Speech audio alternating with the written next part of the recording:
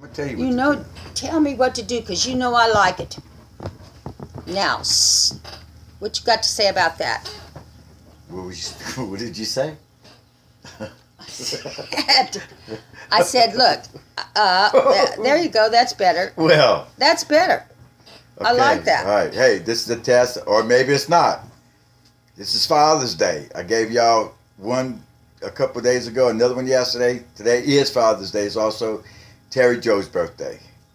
And tomorrow's my anniversary, 41 years. Woo! Anyway, I want to give a little story about my father. This is Facebook. You're supposed to share this kind of stuff. I think this is what it's meant for. I don't know. It's 21st century. I'm trying to learn this stuff.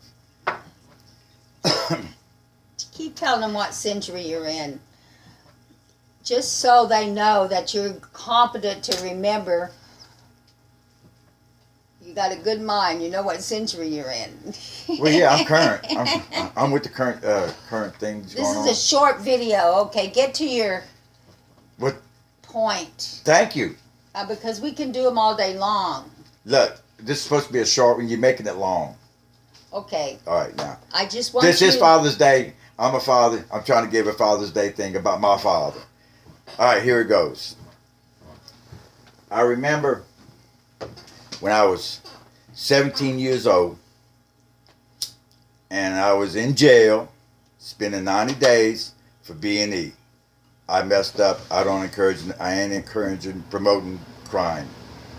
It's not the proudest moment in my life. However, when I was 17, I wanted to go work for my father when I got out. He owned 3 bars, and they were considered go-go bars back then, which today is strip bars, hustling bars. It was a completely different operation back then. It was kind of like a Cajun mafia thing, because my father also had some competitors that he was best friends with. They were all good together. They all talked Cajun French from down around Opelousas area, and I wound up going to work for my father when I got out. And I remember I was in there one time, and he was in the kitchen with 3 or 4 of his buddies, and they had a newspaper laid out. And when I walked in, they started talking French. I knew French. I knew a little bit. I knew how to curse. I knew how to ask for money, things like that, the car keys, the important things. Anyway, when I was going through that kitchen, as I said, there was a newspaper spread out, and on the front page there was a man that they found floating right there in the intercoastal waterways, which was, when you walked out of the back door of my old man's bar, you walked straight into the river right there. I mean, 3 foot off the back door. Anyway, when I walked in, they started talking French, and I went into the office and I took care of my little business. I was trying to listen to what they were saying. I had a suspicion. I knew that this guy wasn't a likable guy. He was, I think, from out of town, out of state maybe, going around hustling the hustling bars, you know, a 2-bit hustler. And he was getting away with it. They didn't tolerate that. They put up with it. They hoped the man would leave, I guess. We all had patience with the man. The man, he outwore his welcome. He winds up dead some kind of way, floating in that river. And I remember when I was walking back out through that kitchen, and I seen their eyes, and I seen their demeanor, I seen what they was all talking about. And it's safe to say today, because they're all dead. I mean, how you could convict a dead man? And I don't know nothing. It's just my suspicions. Anyway, when I walked out of that kitchen and back into the bar, I had a thought right then and there. I said, man, you sure you want to be in this kind of business? I mean, look what could happen in this kind of business.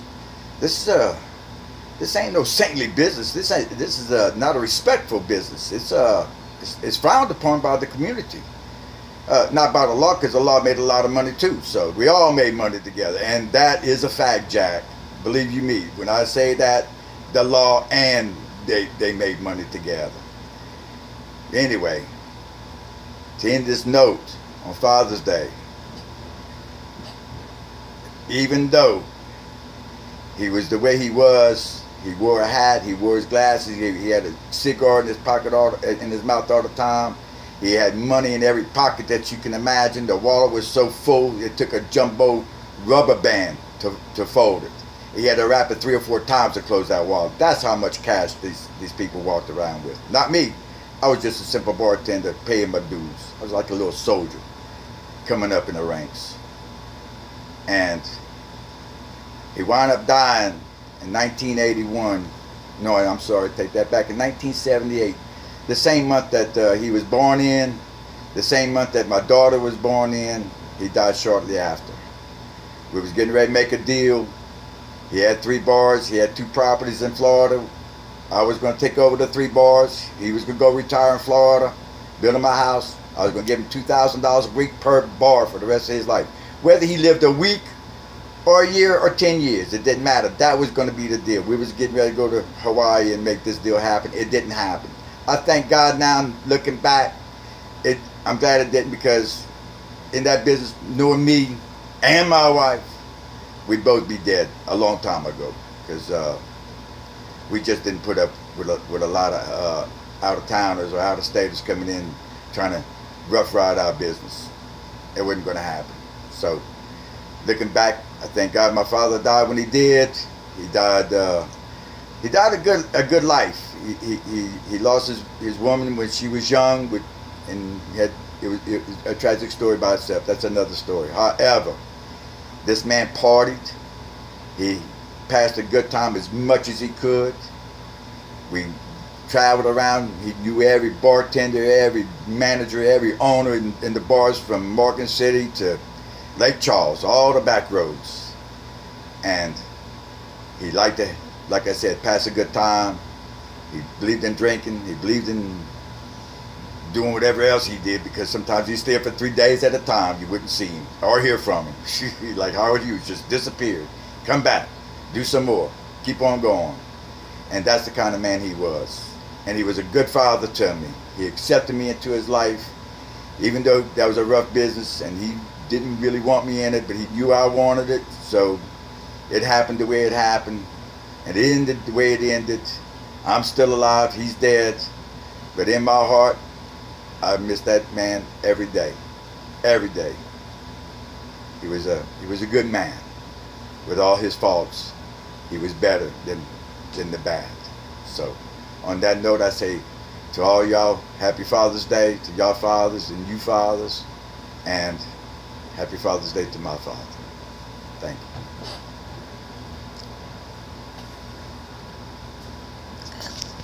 Where's the stop button? You press, look, yeah, right there, press that button.